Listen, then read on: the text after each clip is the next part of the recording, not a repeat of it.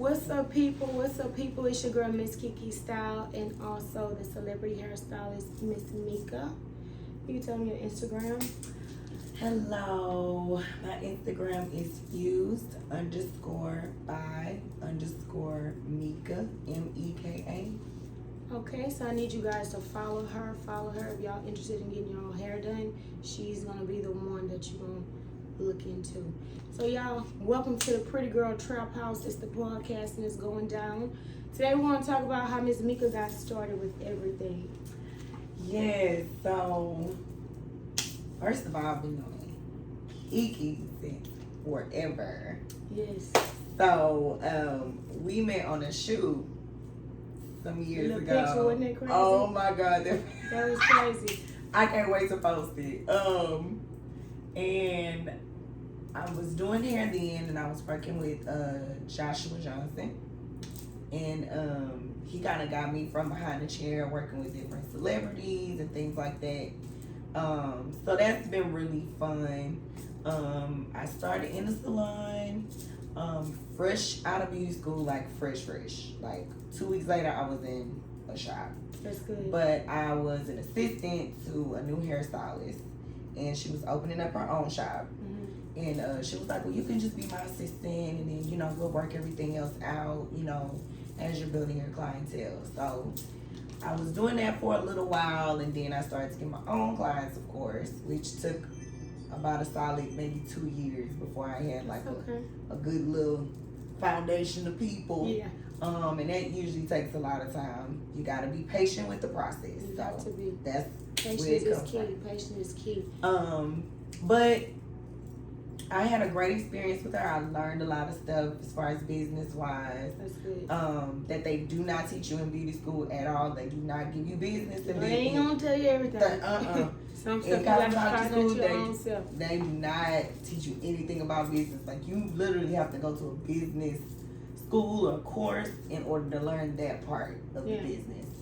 But I've gone along the way. I'm now, this year in October, I would have been doing hair for like 21 years. I know my hair's wet, but that's good. That's good. So proud of myself. I was like, man, I did 20-something years. Oh, yeah, Lord. that's a blessing. Man, a lot of people can't say that. And so, no.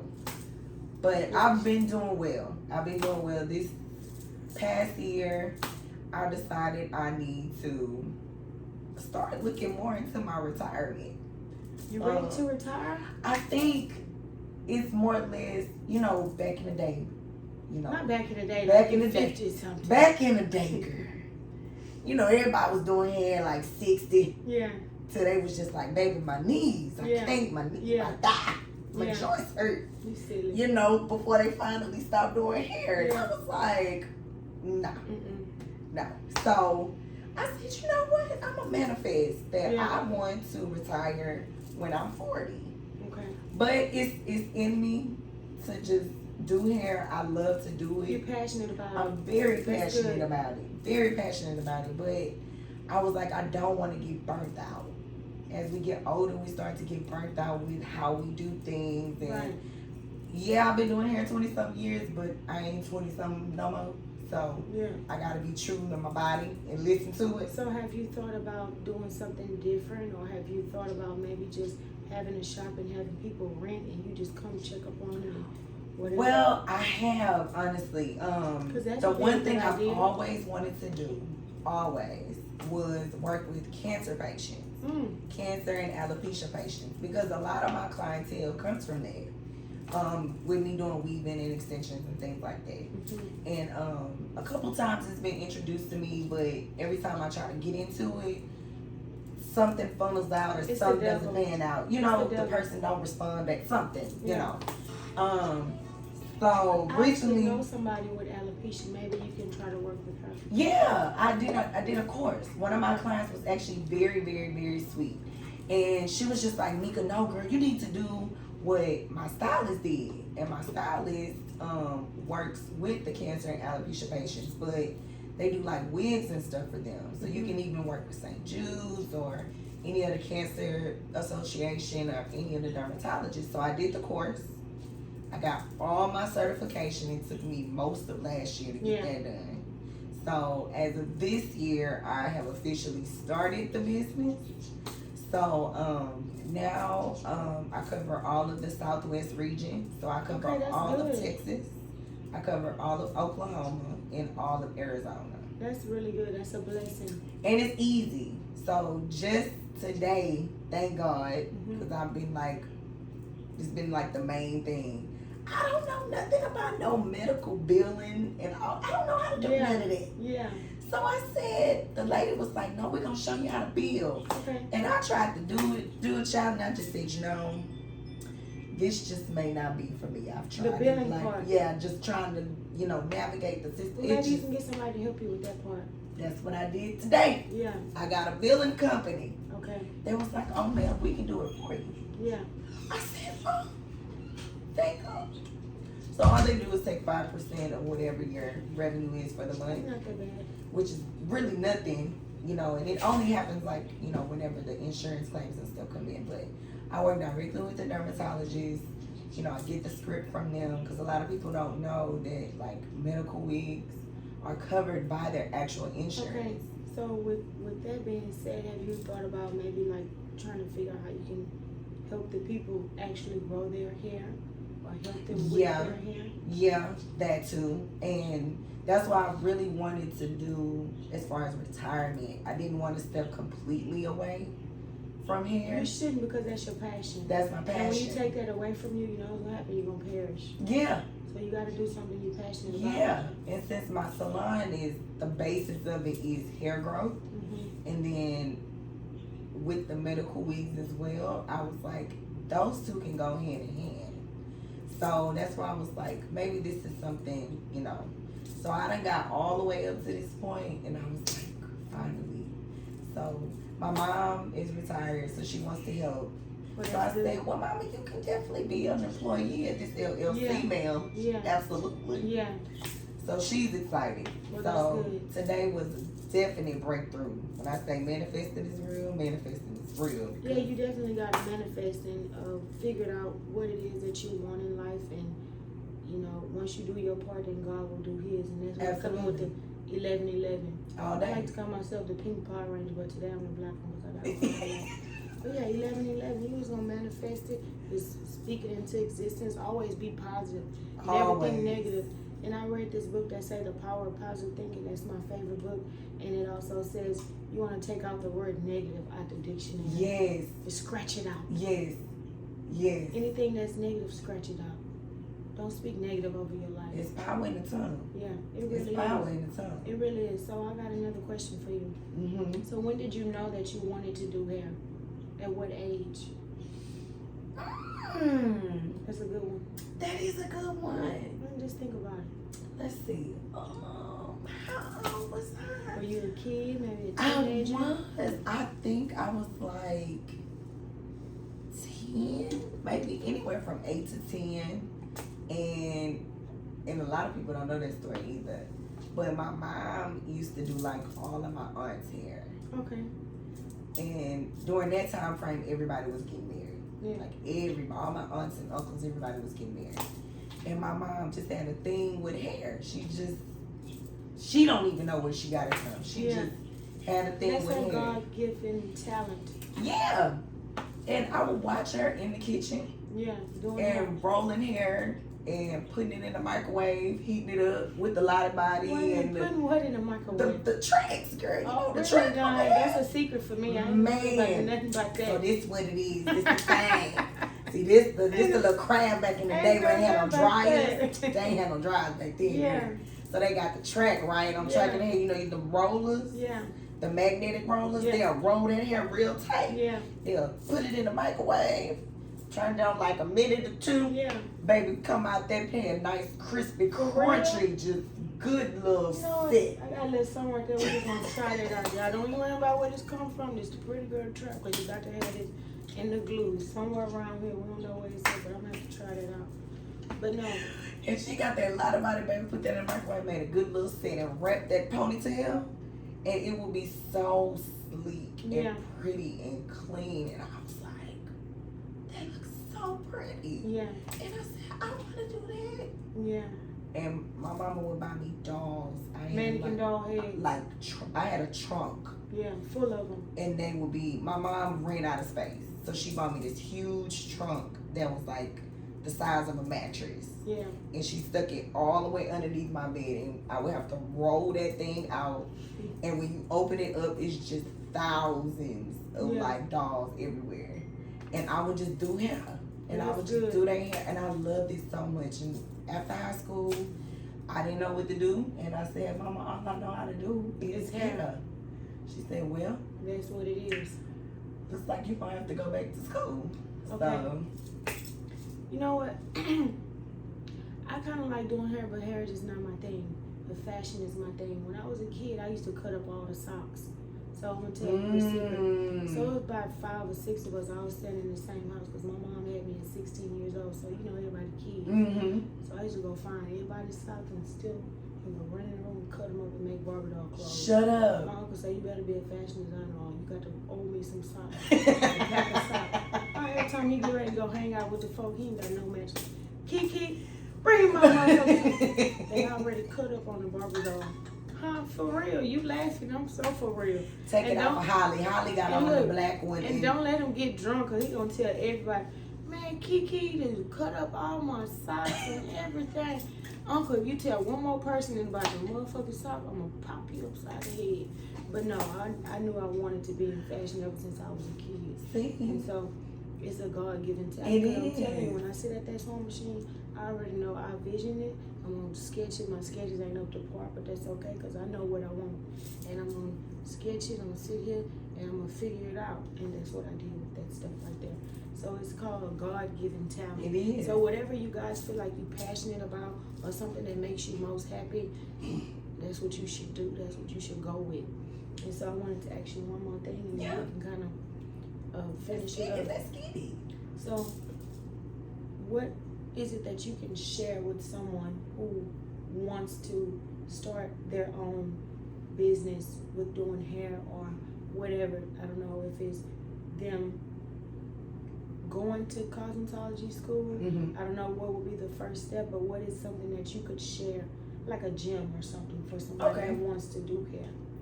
Well, again, first, there's a big difference between the skill and the talent. Correct. So, I have personally zoned in that what I'm doing is a purpose because there's an adrenaline rush that I get. Yeah. When a client comes in and feels a certain way and when they leave. And it makes you feel good. That transference of energy. Yeah. I can't eat. I still to this day I still can't describe it. Yeah. But it is so much pure joy. I've seen clients cry. I've seen lives change from it. So for me, it's a purpose. It's beyond a skill. It's beyond a talent. I'm literally touching lives. It's from the heart. It's all from the heart. Yeah. Like, and when I do hair, it's still from my heart because every single person that sits in my chair, I treat them as if how I would want to be treated. Exactly. When I get my hair done. Yeah, and I've been to so many. My mama used to take me to different shops every weekend because there was not one person that could do our hair and treat us right. Nobody never do my hair right. That's why I do it myself. Look at this shit. Look at but all the pictures on the Instagram are gonna be fabulous. Oh, as soon as you go sit in the really, bitch, this does not look like the picture. You know what? I ain't gonna say nothing. I'm gonna let you make it. I'm gonna let you make it. Or they don't show up, or it's always something. But I think for me, because for me, I had to learn on my own mostly. Yes, cosmetology school is definitely the very first step. You want to get your license, but if you want to start a business, and if you're starting from scratch from cosmetology school, please go work in a salon. That's like the way ultimate. you can learn. You gotta learn from other people around you because everybody has a talent. And you don't know what that talent could be. Yeah. Us working next to each other, she could do locks and I could do braids and they could do color. You put them all together, that's an amazing combination. And nobody can do that like you. Yeah. So just know that and be patient with the process, because people have to learn to trust you. Yeah. When you come to a stylist, you get your hair done, you're wanting to trust them. You putting their crown of glory. There you As go. women, this is our crown of glory right here. So for the most of us, if this ain't done, none of this gonna happen today. Nothing. Yeah, in order for you to feel good, you gotta look good. You gotta look good. I ain't gonna do my hair and come around and say, ma'am, I want my hair to look like this picture. Okay, you sit in a chair, you just can't wait. Then they're gonna turn you around. They ain't gonna know what I look like. Then you're gonna get me out the chair in my hair like this. Really, lady? Really? Don't have my hair like this. You sure you done? You know sure what? You done with? I'm gonna let you make it today, and I ain't never coming back. That's all right though, cause God sees ugly, and that was so good. And you know what I'm gonna do? I'm gonna come home and try to fix that shit by my motherfucking self. And then I remember one time, and this gonna be. Oh, you good. This girl I went to school with, she was trying to do hair and everything like that. Cause my hair is naturally curly. I don't got no problems, no nothing like that on my hair, so it's natural. So I did to do a little blowout or whatever. I'm like, okay, well, I can't wait because I seen the picture. It's so cute. Okay. And everything. I get out the chair. My hair is poofy as can be. I go outside, motherfucker turn into an afro. I don't know what had happened, when it happened, how it happened. But baby, I went home and I had to re-flat out my hair. Oh my God. And my boyfriend at the time said, baby, didn't you just leave the beauty salon? I said, baby, I thought I did too. That's what we all thought. But that's all right, because the girl don't even do that no more. She in a whole nother field. And that's the thing. See, that's what I'm saying. See, that was a skill for her. She figured since XYZ, it looked good, so I can do hair. No, everybody can't do it. You can't do that. And you know what? I tried doing hair for a little bit. It's not for me. I love people, but I don't like people. Exactly. And then you get to doing their hair, and they think it's so cute. And then 2 days later, girl, where the track hang? So now I got to come and refit. Because I was mobile with mine. That ain't mine. And you know what? I'm gonna let you have the hair. And that's I'm gonna let you have the hair. You can keep it on that side right there. I don't even want. And that's another thing too. They don't teach us that in cosmetology school. They don't teach us business, and they do not teach us about like good customer service. You have to learn that.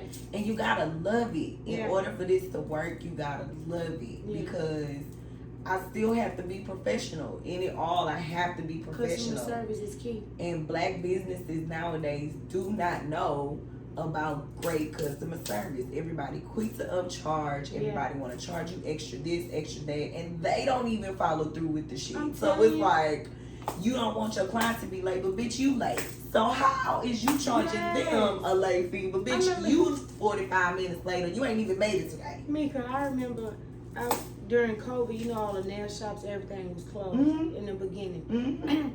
So I found this little black girl on Instagram.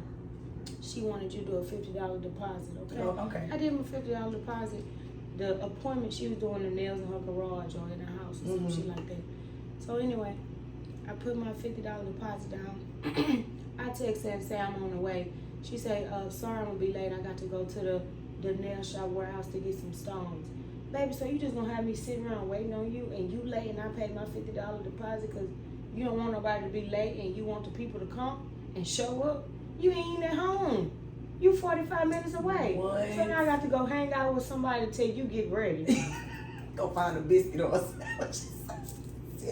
You got to go get the rhinestones for real. You didn't even say nothing about nothing. Then you're not prepared. But that's just being not prepared. That was my first and last time. And the black folk want you to support them. You ain't doing the business right. And that's how we are. We don't say nothing. Like clients don't say nothing. Like me, I'm one of them. Yeah. You mess me up once. That's it. Ain't even know I'm gonna put something on something. You just won't see me no more. Yeah. And you can honestly distinct too as becoming a new stylist. You can distinct or select the type of clientele that you want. Yeah. Like for me, I started with the penny pinchers for a while, and it was quite a struggle. Yes, God. When he hanging out with you. Yeah, they just was real tight on the coin. Tight. Woo. Don't want to let it go. Don't want to let it go. Yeah. That's the extra 25. 25? Oh my God. Ma'am, that's really not that bad. Yeah. Sister Soldier over here charged 55. Yeah. But you tripping on 25. Yeah. Okay.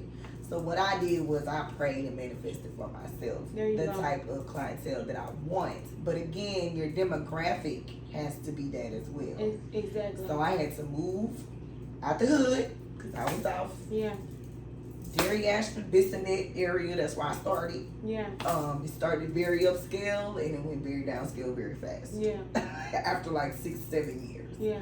And that's just because in the neighborhood the community just started to go down. But I moved to Sugarland, and ever since I was in Sugarland, my clientele just. That's good. I got into a smaller space. I learned about that. Like clients started to transition, and as the time transitions and what other stylists are doing, you kind of have to shift with it because clients, you know, kind of gravitate to things that are a little bit more convenient. Right.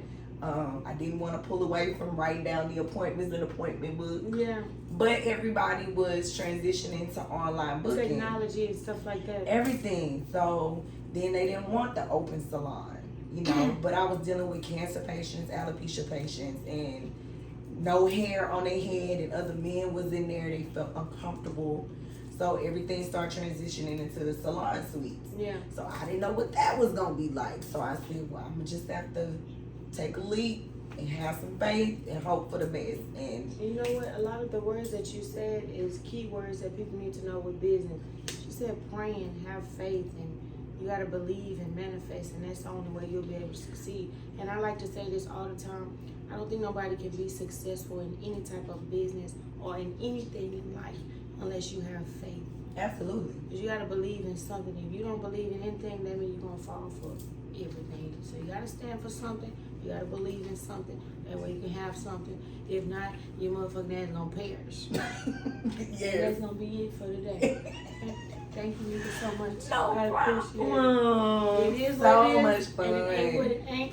So peace out. Thank you guys for watching. I hope y'all learned something. We'll see you guys in the